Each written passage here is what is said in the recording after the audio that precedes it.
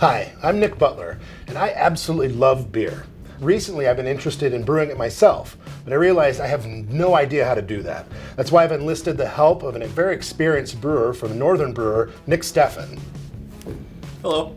So Nick, what do we have today? What do you have for me? The Small Batch Brewing Starter Kit. This guy is going to be a 1 gallon starter kit, and it's great to get you started brewing if you have limited space or just don't really want to commit to making 5 gallons of beer at a time. Yeah, I think that sounds perfect for me. All right, so the first thing you're going to run into when you open this guy, one of the most important pieces, it may not seem like it, but it's going to be a Northern Brewer Brewery in a Box instruction packet. That seems very important. Yeah, no, it really is. So as you pop this packet open, you're going to run into a few things. Number one is a heartfelt communication from the Northern Brewer family, welcoming you to the life of a home brewer. Very nice. The second off is going to be an inventory of the entire contents of the kit. And also we will have a glossy insert in there of a 101 of the brewing process. And this will be specific to 1 gallon brewing. And it's laminated, so when you're brewing it yourself, you know, you can just wipe it off. As you open this up, it is going to be a tight fit. There's a lot of items in here, but really all of them are very basic. First things first, tubing. Tubing. So the smaller gauge is actually going to be for siphoning.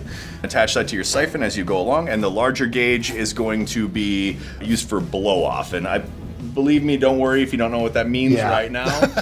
All right, so next up, your moonshine jug. Yes. So there's a 1 gallon jug.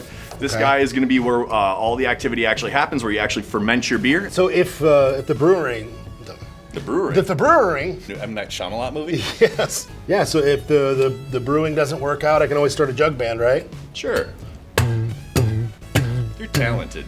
Next up, we have 2 items that are going to be important during the actual transferring of the beer and bottling of the beer. First up is your bottling wand. Clear plastic piece of tubing, but it has a little check valve on the bottom of it. Yeah. So you can check that off your inventory list. And it looks like a wand. And it does look like a wand, so that's helpful for remembering. And the next up is a mini Rack Magic auto siphon. The Rack Magic auto siphon. Continuing forward. We'll have our recipe kit. So this is a 1 gallon sized recipe kit. This is the Caribou Slobber, is what we will be using for this particular brew kit. What's in the box? Honestly, I think we'll save that till brew day. Okay. And then finally, we have our little guts packet. So inside of this guy, there's gonna be a number of different things. Number 1 is crowns or bottle caps. Okay. A screw top for your 1 gallon fermenter. Okay. Some Easy Clean. One of the most important things in the brew kit, in my opinion. You need to keep all of your equipment clean in order to produce quality beer. All right. An airlock that will go on top of your fermenter. That guy is actually going to allow CO2 to be released from the 1 gallon fermenter without allowing any mold, yeast, bacteria, other creepy crawlies into your actual fermenter. And this goes in here, on there. That's correct. Okay. That's correct. One of the last items is fun guy. This is actually your bottle capper. So you will use that to use these little crowns or bottle caps, and there's a little magnet drive on the inside of that you can snap them onto, and then when you go to bottle, you'll just crimp down on both of the sides, and that'll seal the bottle up for you after we're all done. All right. And finally, us. Your Northern Brewer DVD. Everything you're seeing right now. So you probably already got this. And that's really it. The 1 gallon starter kit doesn't have a lot to it, so it's really easy to kind of learn and get a first crack at brewing. Yeah, it seems pretty simple, and I'm not, you know, intimidated yet, but I'm ready to start brewing. Open up your kit, and the most important thing that you want to do is always take a good inventory of your kit. So that's going to be very important. Generally speaking, I would recommend doing that before you jump into brew day. For the purposes of this demonstration, we're going to take kit inventory right now. All right, let's do it. Pop open your recipe kit box. Let's get everything out of here. Sounds good. And let's look for our inventory on it. So we're going to look for all of these components and kind of check them off as we get on the list. All right, steeping grains and mesh bag. So mesh bags bag here. Yep. And our steeping grains That's those guys. are right here. Number 2, 1.5 pound Northern Brewer Gold Malt Extract. So we have 2 bags of the hops. We have the brew yeast. It looks like these are the Northern Brew fizz drops. That's correct. You add these to the actual bottle. You add those to bottle at the time of bottling. That's correct. Those will carbonate the bottle. So this is during the bottling process. That's correct. Okay. These look like sour drops. The fizz drops for your beer. I'm just gonna try one. It's candy. It's great. So how much water do we need for the 2-gallon pot? So you're gonna put 1 1/4 gallons in there, and the reason you use a little bit more water than just 1 gallon is that you're gonna have loss during the boil, right? Some of it's gonna boil off and evaporate over the course of the hour. So 1.25 gallons of cool tap water will be just fine to start with. Okay. So next step is we just need to put the grains in the bag, and yeah, we are at 160 now. Tying that off, just tie that off to the handle actually makes it easier to retrieve after you're all said and done. So we want to get this in, kind of bob it a few times. Yeah, just like and then tie it off. Exactly, just like a tea bag, you know, kind of get it in there and get everything nice and wet, and make sure you hydrate all the grains, and then yeah, just tie it off to this handle, and we'll let it start steeping for 20 minutes. All right, so 20 minutes has passed, and we've extracted the color and aroma we are looking for, or at least should have. Looks like we have. So now we can just untie that guy and pull it out. All right. Give it a couple of bobs just to make sure we get it all out, and then lift it up and drain out all of the excess just to make sure we get all the flavor and aroma out of there. Exactly. And then once that stops dripping, just toss it in here. All right. And we can discard into the trash. Okay. We need to wait for this to come up to a boil. Okay. And at this point, is the temperature important, or is it just boiling? Just boiling. Yep. Okay. We want to get up to a boil, and then as soon as we achieve that boil, we'll cut power. Or cut the heat and add the malt extract. Okay, all right, great. So we'll wait till it boils. So now we wait. All right.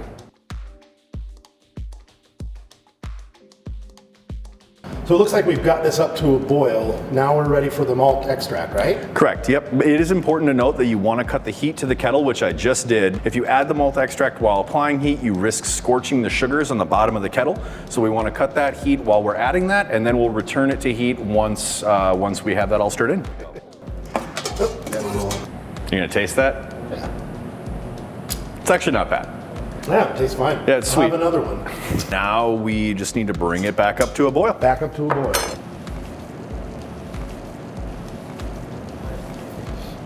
So it looks like we're back up to a boil. What's the next step?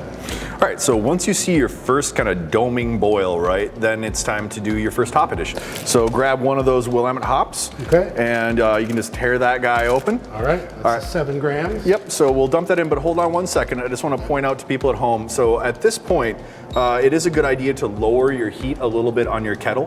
You may have heard a little bit about boil over and the problems that can cause. The boil can actually rise up, spill over the sides, and caramelize your stove. This is when it's really dangerous, and when it can happen is during your first hop addition. Add them slowly and stir at the same time and reduce heat. That should reduce the chance of a boil over and a really sticky mess. Okay, so this has been boiling for a good 30 minutes now. We're ready for the second hop addition. That's correct, yep. So the way this is gonna go is that we're doing a 45-minute total boil. So a total boil will be 45 minutes. We put one addition in at the very beginning, and then with 15 minutes remaining, we'll add the second addition of hops. And then we'll continue to boil for 15 minutes. Once that's complete, we're all done with the boil. Ready to get them in? Oh, wait, one more. Perfect. Give it a stir just to make sure they're all dissolved and broke up in there. And we wait for 15 more minutes. 15 more minutes in the boil. 15 minutes has passed. We are finished with our boil. So we've cut heat. At this point, you want to put the cover on the kettle. Up to this point, you want the cover off of the kettle. Okay. So we'll cover it up now to keep any airborne stuff out of it. And we'll begin to do our chill.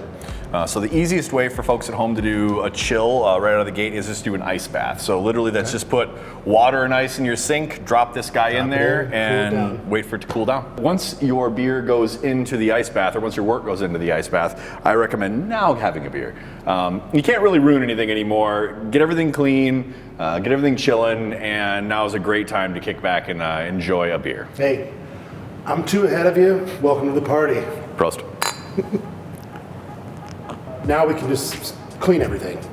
Yeah, now it's time to get everything ready for where the beer is actually going to live in the fermenter after we're done with the chill. And now we should basically fill this jug up full of 1 gallon of warm to hot water. You don't want to go boiling, obviously. Putting boiling water into a glass container is probably never a good idea. And then we'll add 1 tablespoon of our cleanser to that. All right, so this next part is super scientific. We're going to pick the jug up. Shake it around. And shake it around.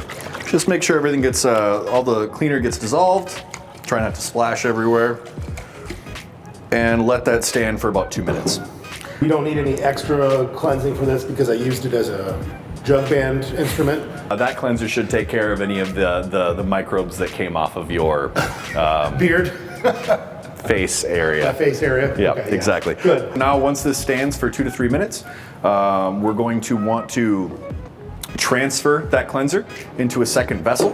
One thing I should say at this point is that in order to create a proper siphon, obviously the vessel you're coming out of needs to be higher than the vessel you're transferring into. Otherwise, gravity just doesn't quite work and you need to be in that level. So I'm just going to use this stool, move this guy up here, keep that hose in that vessel right there, and we give this a couple of pumps, and that siphon should start no problem.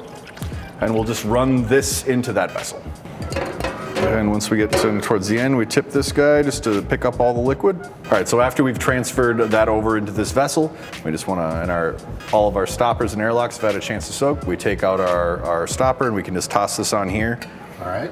And also take the 3 pieces of our airlock.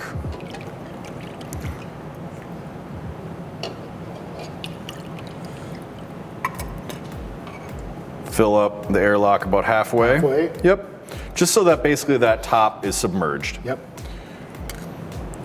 CO2 out, nothing back in. Exactly, exactly. So this is now ready to go, ready for our beer as soon as we finish chilling. Okay. So our wort is completely chilled. Yep. The next step is getting the wort into the jug. Yep. And we will proceed to transfer this out of our kettle into our fermenter. Give it a couple of quick pumps and the siphon starts. Pretty easy. So as you're transferring this out, you want to be sure to kind of keep the siphon just a little bit off the bottom. There's going to be a lot of sludge and sediment that's built up on the bottom of the kettle, and you want to leave behind as much of that as possible. Just slightly raised above the... Off the bottom, okay. Yep. About an inch off the bottom should be plenty. Okay. But you'll kind of see if you get down too far, you'll start to see this get cloudy. So try and keep it clear. And so right there I picked up a little bit of air bubbles, but we're good to go. And then as the level gets lower, just slowly tip, try to leave behind as much of the sediment that you'll see start to show up in the bottom of the kettle. And we'll just keep going until we've got it all. Okay. So now we need to cut open our yeast pack and pitch our yeast in here, and then we'll put our stopper back on. Okay. And again, we have cleaned the outside of that yeast packet with cleanser as well as those scissors. Yeah, and just pour that right in there. Perfect, just like that.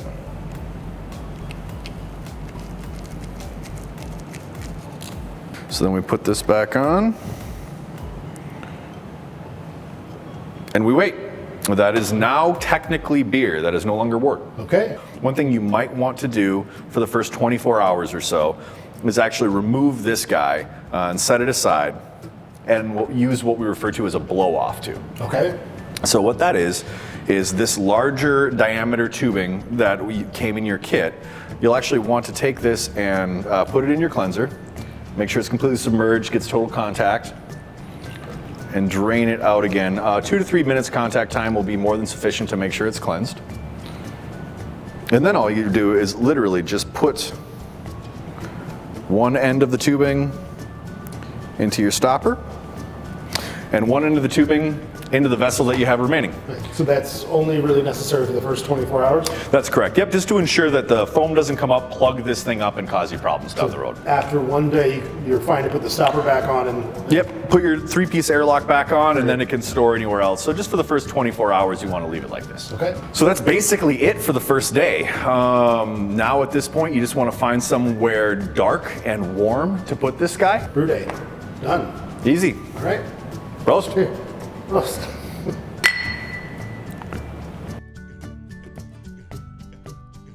This is what the beer's gonna look like after 24 hours. It's gonna kind of take on this milky color, and this is actually a lot of active yeast in suspension. You'll notice like a Croissant ring will be around the top here. At the airlock, you'll see every 3 to 5 seconds, you'll see a bubble coming out of there. Yeah. Yep, and that's the CO2 being released from the actively fermenting beer. And this will sit here We'll do another 7 to 10 days here. Okay. After 2 weeks, we can transfer it out and we can go into bottle at that point. So we're finally here at bottling day. We are here. This is bottling day. So first things first, we already mixed up a gallon of cleanser and put it in our kettle. And then in there, we'll need to put our bottle caps and clean each one of our bottles as we go through this. Toss those guys in, and then also while we're at it, we want to clean our Rack Magic siphon. So the best way to do this is we want to assemble our siphon where our bottling wand goes on one end of the tubing, our siphon goes on the other end of the tubing. We kind of create this little loop here that we'll use that for bottling. Pump this up and down to force force the cleaner through a few times, and that should ensure that we're good and clean so we can go into bottling. Okay. So now we just need to clean all those bottles. So I think that sounds like a great job for you. Yes, it does.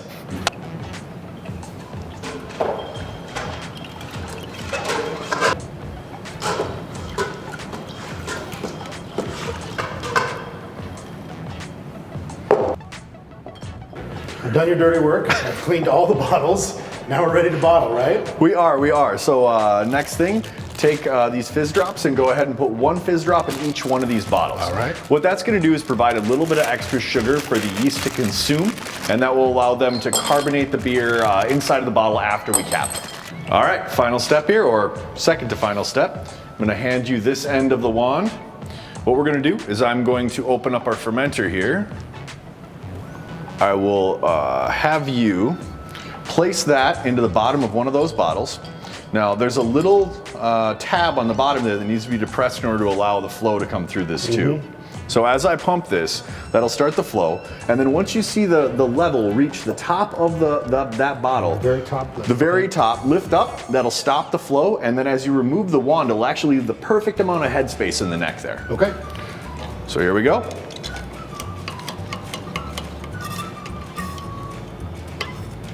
Keep that pressed against the bottom of the bottle until the beer level reaches the very top of the neck. Then as soon as it gets to the top, lift up, and that will stop and leave you the perfect amount of headspace. Okay.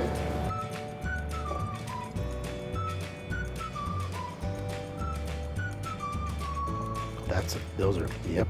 Run what's left back in the fermenter. Time to cap them up. Yep.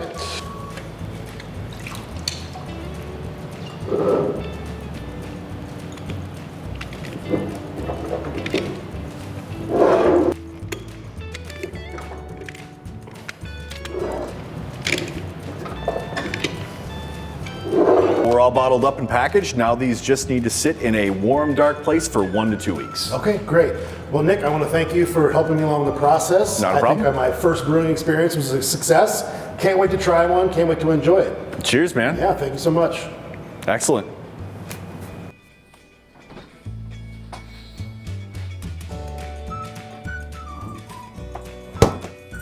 So it's been 2 weeks and I finally have a chilled beer ready to open and enjoy. So I'm gonna pop this open, give it a drink.